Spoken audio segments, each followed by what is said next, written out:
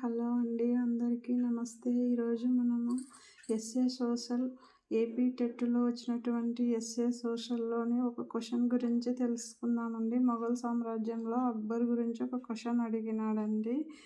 అక్బర్ గురించి మీకు తెలుసా అని ఉంది కదండి 7వ తరగతి టెక్స్ట్ బుక్లో.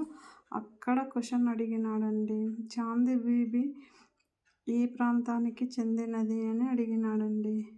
అక్బర్ను వ్యతిరేకించినటువంటి చాంద్ బీబీ ఏ ప్రాంతానికి చెందినది అని అడిగినాడండి.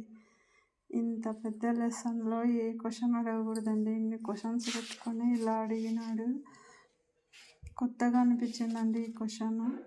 షాజహాన్ గురించి అడగవచ్చు, ఔరంగజేబ్ గురించి అడగవచ్చు.